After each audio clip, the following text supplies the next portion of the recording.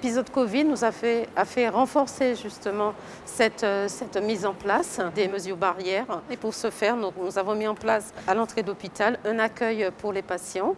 Nous avons eu l'aide de bénévoles, notamment des CEWAR, des étudiants en soins infirmiers, des personnes des services civiques.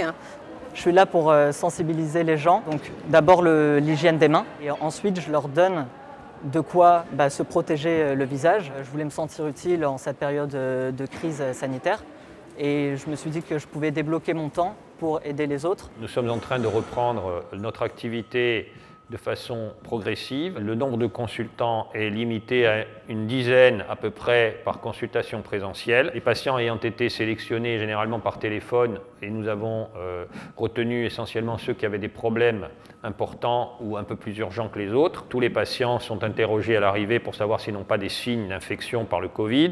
Et en général, on reçoit un seul patient, sans famille, sans accompagnant, sauf cas particulier. Ensuite, le circuit, le patient qui rentre, théoriquement, ne croise pas les autres patients et il ressort par un autre couloir. Il faut aussi rassurer les patients en leur disant qu'ils peuvent revenir en consultation à l'assistance publique. Toutes ces règles de bon sens sont appliquées et le risque de contracter le coronavirus est quand même très faible. Et d'autre part, quand ils ont des maladies chroniques ou des maladies graves, il est important de ne pas laisser la maladie évoluer et de vraiment consulter pour assurer la prise en charge médicale.